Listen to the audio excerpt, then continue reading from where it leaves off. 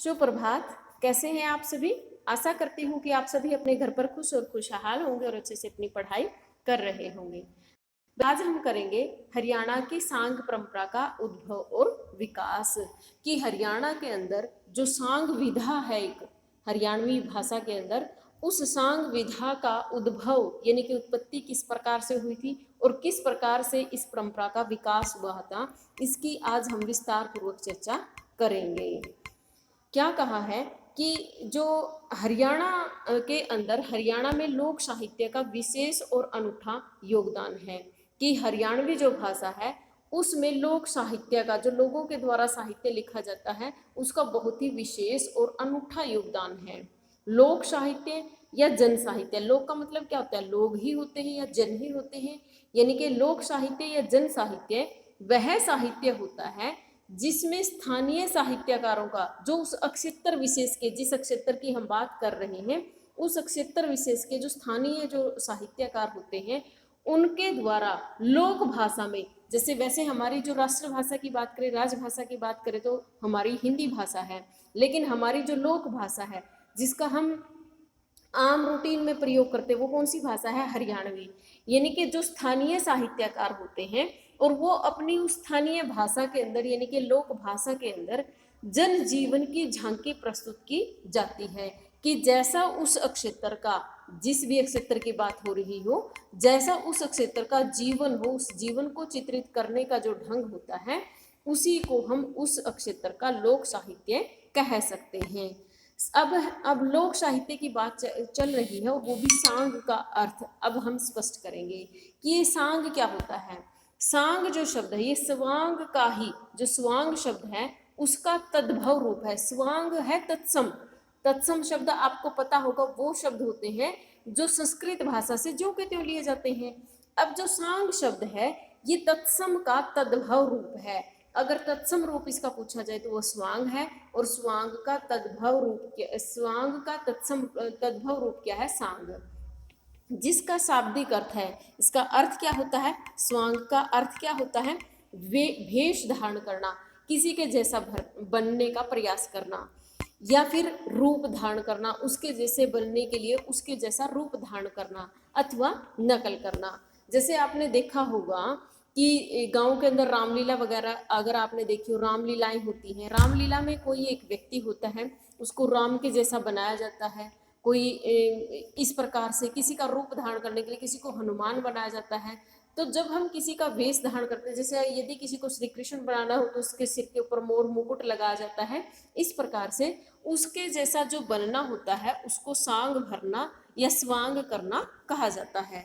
जो स्वांग है, सांग को नौटंकी का पर्याय भी माना जाता है। कि जो नौटंकी होती है उसको, या नाटक, नाटक हम किसी के जैसा होने का जो अभिनय करते हैं, कि जो नौटंकी होता है, इस नौटंकी को स्वांग का पर्यायवाची भी कहा जा सकता है।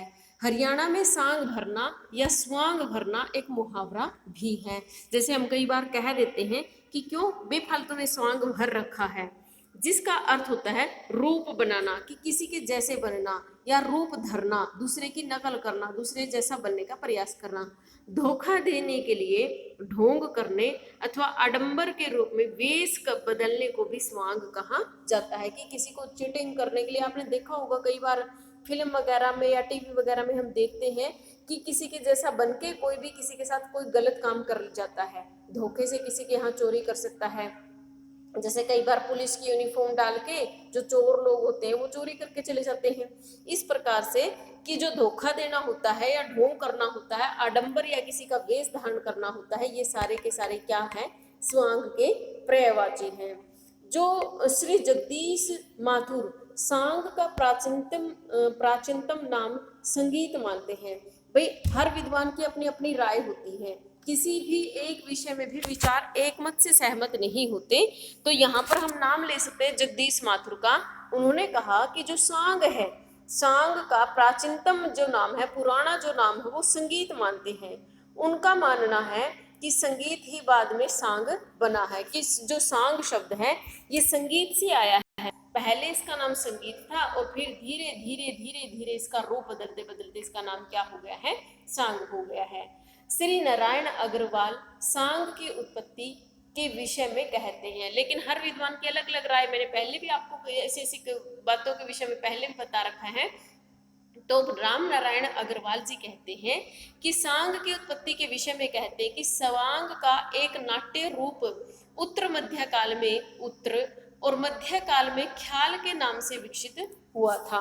क्या कहा है यहाँ पर राम नारायण अग्रवाल जी, क्या कहते हैं कि सांग की उत्पत्ति के विषय में कहते हैं कि स्वांग का एक नाट्य रूप, कि स्वांग जो है उसका एक नाट्य रूप है, वो उत्तर मध्य काल में उत्तर यानी कि जो उत्तर मध्य काल था उसके उत्तर और मध्य भारत के मध्य भारत में ख्याल के नाम से विकसित हुआ था। यानी कि जो उत्तर और मध्य भारत है, जहां पर हरियाणा प्रदेश है, जहां पर आप कह सकते हैं या ऊपर का हिमाचल है, जम्मू कश्मीर है, यूपी है, इधर के क्षेत्र में, यहाँ पर इसको क्या कहा जाता था, ख्याल के नाम से जाना जाता था। उसी ने बाद में पंजाब में ख्याल, राजस्थान में, और पंजाब में भी क्या कहा गया, उसको ख्याल कहा गया, राजस्थान में उसको क्या कहा गया, तुर्रा या कलगी, ब्रज क्षेत्र में इसको भगत, और हरियाणा में सांग के नाम से प्रसिद्धि प्राप्त की है। क्या कहा है कि जो स्वांग है एक प्रकार का नाट्य रूप, का मतलब क्या है, हम किसी के जैसे बनने का नाटक करते हैं, इसलिए स्वांग को क्या कहा गया, नाट्य रूप। इसको उत्तर मध्य काल में, उत्तर या मध्य भारत के अंदर किस नाम से जाना जाता था, ख्याल के नाम से।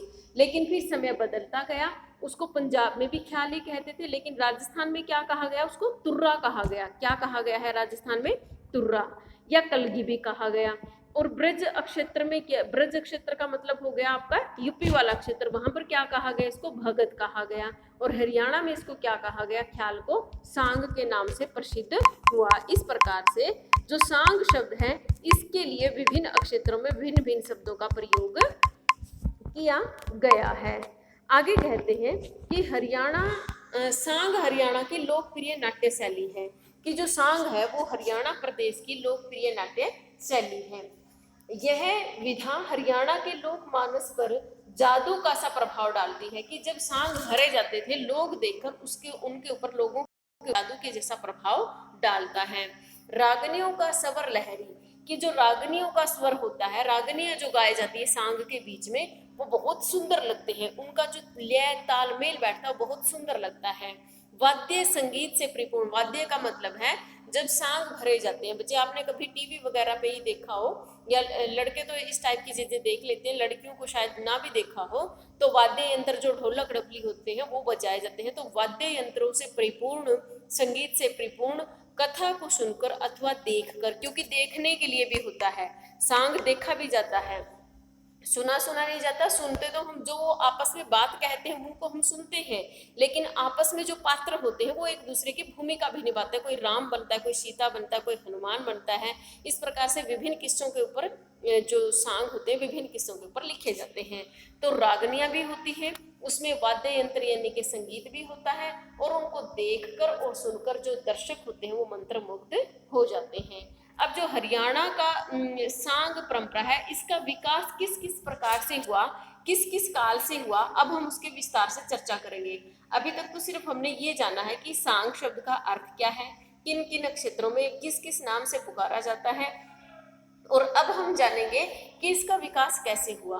कि हरियाणा के अंदर जो सांग परंपरा है, कि हरियाणा में सांग परंपरा का प्राचीन और लंबी परंपरा, बहुत पुराने समय से हरियाणा में सांग परंपरा का प्रचलन है।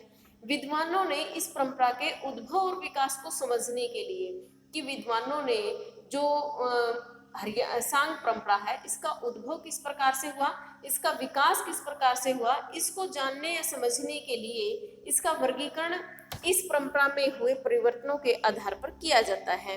कि कई प्रकार से हम इसका विभाजन कर सकते हैं, कि जो हरियाणा के अंदर जो सांग परंपरा का उद्भव और विकास किस प्रकार से हुआ है उसको अच्छे तरीके से जानने के लिए हमें क्या करेंगे, विभाजन करेंगे उसका। सांग का उद्भव और विकास का वर्णन इस प्रकार से किया जा सकता है, कालों में विभाजित करेंगे। किस प्रकार से, सबसे पहला जो काल होगा उसका नाम दे सकते हैं हम संक्रमण काल। क्या नाम देंगे हम, संक्रमण काल। और जो संक्रमण काल की जो समय अवधि है वो क्या है, 1200 ईस्वी से लेकर 1750 तक की।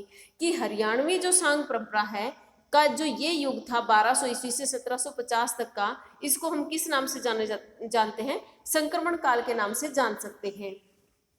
1200 ईस्वी से 1750 ईस्वी तक माना जाता है, और श्री राम नारायण अग्रवाल के अनुसार 11वीं सदी में पंजाब का मल नामक जाट, और क्या कहा है श्री राम नारायण अग्रवाल जी ने कि 11वीं सदी में पंजाब का एक व्यक्ति होता था जिसका नाम था मल नामक जाट, यानी कि एक जाट जाति से आदमी था जिसका नाम था मल, एक रावत नाम का राजपूत था और रंगा नाम का जुलाहा। इन तीनों ने मिलकर एक स्वांग मंडली बनाई थी। 3 व्यक्ति थे, एक जाट था मल नाम का, और एक रावत नाम का राजपूत था, और एक रंगा नाम का जुलाहा था। इन तीनों ने मिलकर एक मंडली बना ली, तीनों एक मंडली के रूप में काम करने लगे। इन लोगों ने गांव-गांव घूमकर स्वांग के द्वारा जनता का मनोरंजन किया। ये लोग तीनों के तीन मिलके कभी किसी गांव में जाते, कभी किसी गांव में जाते, और आजकल तो देखो मनोरंजन के साधन बहुत सारे हैं। हमारे पास मनोरंजन के साधन देखने के लिए एक मोबाइल के से हटके दूसरी कोई किसी चीज की और हम देखते ही नहीं है। तो पुराने समय में ऐसा नहीं था, ना टीवी थे, ना सिनेमा था, ना इतना ज्यादा कुछ और चीजें थी मनोरंजन के लिए। तो इसीलिए जो लोगों के जो मनोरंजन करने के साधन थे, बहुत अच्छे साधन माने जाते थे, स्वांग जैसी जो विधाएं थी। तो ये लोग क्या करते थे, गांव गांव घूमकर स्वांग भरकर लोगों का मनोरंजन करते थे। कालांतर में स्वांग परंपरा हरियाणवी सांग के नाम से प्रसिद्ध हुई। लेकिन बाद में जो जिस प्रकार से जो मल नामक जाट था, एक रावत था और एक रंगा था, इन तीनों ने जो विधा की स्टार्ट की थी, ये तो स्टार्टिंग थी, लेकिन बाद में यही जो विधा थी ये स्वांग परंपरा के रूप में, हरियाणवी सांग के रूप में के नाम से इसको जाना जाने लगा, प्रसिद्ध हुई।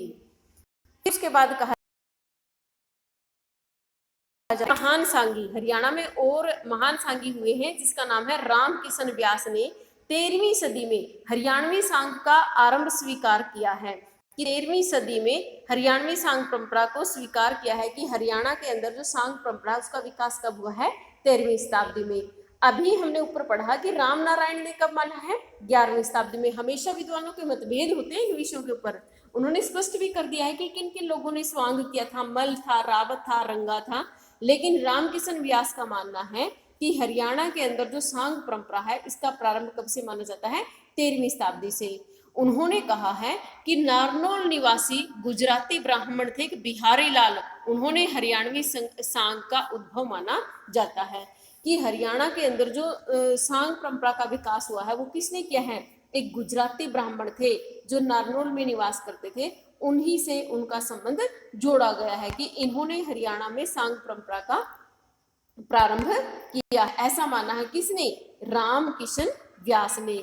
नारनौल का गुजराती ब्राह्मण बिहारी लाल था, सांग शुरू किया सन 1206 में। अब 1206, जब 1200 से ऊपर हो जाता है तो कौन सी सदी लग जाती है? 13वीं सदी। इसलिए राम किशन व्यास का मानना क्या है कि हरियाणा में जो सांग परंपरा है, जो सांग विधा है, उसका प्रारंभ कब से हुआ है? 13वीं शताब्दी से हुआ है।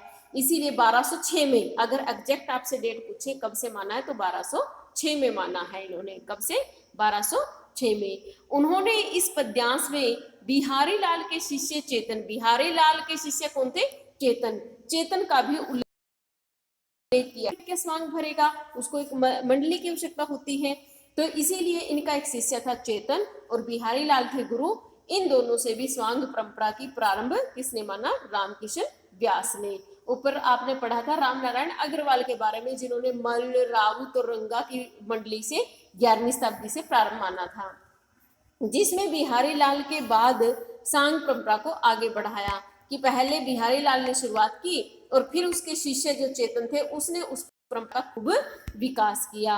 1658 ईस्वी में औरंगजेब ने स्वांगों पर प्रतिबंध लगा दिया। आपको पता है, आपको भारत की हिस्ट्री का ज्ञान मेरे ख्याल से बहुत अच्छे से होगा। इसीलिए जब 1658 का समय था, 1658 से कुछ साल पहले से लेकर 1707 तक का जो समय था औरंगजेब के समय का था, तो औरंगजेब ने स्वांग जो परंपरा थी, यानी कि स्वांग जो विधा थी, सांग जो विधा थी, उसके ऊपर प्रतिबंध लगा दिया था, उसको रोक दिया था। 1707 में औरंगजेब की मृत्यु के पश्चात तो बाल मुकुंद गुप्त ने 19 बाल मुकुंद गुप्त नहीं है, बाल मुकुंद गुप्त आपके हिंदी साहित्य में ये अकेले बाल मुकुंद है।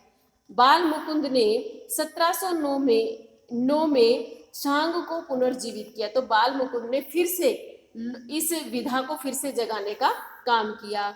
बाल मुकुंद के बाद पहले बिहारी लाल, फिर उनके शिष्य चेतन, फिर औरंगजेब के द्वारा उसको बंद कर दिया गया। फिर 1900 उसकी मृत्यु के बाद 1707 में, औरंगजेब की मृत्यु के बाद 1709 में किसने जीवित किया उसको दोबारा से? बाल मुकुंद ने। और फिर बाल मुकुंद के शिष्य हुए कौन? शिव कुमार। कि शिव कुमार ने सांग परंपरा को आगे बढ़ाया। और उनके दूसरे शिष्य थे बहुत ही प्रसिद्ध, जिसको जाना जाता है, बहुत प्रसिद्धि पाई जिसने, किशन लाल भाट ने सांग कला के क्षेत्र में क्रांतिकारी परिवर्तन किए। गुरु कौन? इनके बाल मुकुंद। आगे शिष्य कौन हुए? एक शिव कुमार और दूसरे किशन लाल। तो किशन लाल भट्ट ने जो सांग परंपरा थी इसके अंदर क्रांति लाने का काम किया, यानी कि बहुत अच्छा काम किया। किशन लाल भट्ट को सांग का पितामह भी कहा जाता है। अब इस पंक्ति से अपने आप स्पष्ट हो जाता है कि किशन लाल भट्ट का सांग इस विधा के अंदर कितना बड़ा योगदान है। और किशन लाल भट्ट के जो गुरु माने जाते हैं वो कौन है? बाल मुकुंद। इस प्रकार से बच्चे मुझे लगता है कि इतनी बातें आपको जरूर समझ में आ गई होगी। विस्तार से चर्चा करेंगे इसके बारे में, आगे फिर से बताऊंगी। अभी आप सिर्फ इतना जान लीजिए कि जो सांग शब्द है उसका अर्थ, उसकी उत्पत्ति कैसे हुई है, वो तत्सम रूप है। किसका? स्वांग, इसका तत्सम रूप है। और स्वांग का तद्भव रूप सांग है। इसका प्रारंभ हरियाणा के अंदर कब से माना जाता है? रामनारायण ने इसको 11वीं सदी में माना है, जबकि किशन लाल ने उसको 13वीं शताब्दी में माना है। इस प्रकार से ये इसका संक्रमण काल माना जाता है। 12वीं से लेकर 1750 तक की जो सदी है इसको संक्रमण काल के नाम से जाना जाता है। पीछे हमने इसके बारे में, जो सांग शब्द था उसके अर्थ के बारे में जाना था कि किस प्रकार से जाना जाता है। फिर भारत के क्षेत्रों में किन किन नामों से जाना जाता है, जैसे राजस्थान में उसको तुर्रा कहा गया है, पंजाब में उसको ख्याल कहा जाता था, पूरे के पूरे उत्तर भारत में उसको ख्याल नाम से जाना जाता था। ब्रज के क्षेत्र मतलब यूपी के अंदर उसको भगत के नाम से जाना जाता था। और फिर उसी को हरियाणा में किसके नाम से जाना जाने लगा? सांग के नाम से। तो आशा करती हूँ कि जो हमारा संक्रमण काल तक का जो पढ़ा है हमने कि 11वीं शताब्दी में किसने माना है उसका स्टार्टिंग? रामनारायण ने, कि 11वीं शताब्दी से सांग परंपरा का उद्भव हुआ है, जिसमें मल नामक जाट, रावत और रंगा के नाम से। लेकिन रामकिशन व्यास का मानना है कि 11वीं शताब्दी में नहीं बल्कि 13वीं शताब्दी में हरियाणवी सांग का उद्भव माना जाता है। और किससे माना जाता है? बिहारी लाल से माना गया है। फिर बिहारी लाल के शिष्य कौन हुए? चेतन। उसके पश्चात औरंगजेब ने प्रतिबंध, और फिर ये और किशन लाल भट्ट को फिर सांग का पितामह कहा जाता है। आशा करती हूँ कि आपको ये जरूर इतना समझ में आ गया होगा। इसके आगे का जो पार्ट होगा वो नेक्स्ट वीडियो में आएगा, इसलिए ध्यान से इस वीडियो को सुने। और जो हरियाणवी सांग वाला जो क्वेश्चन है वो बहुत महत्वपूर्ण है, ध्यान से सुने और समझे। धन्यवाद। जय हिंद, जय भारत।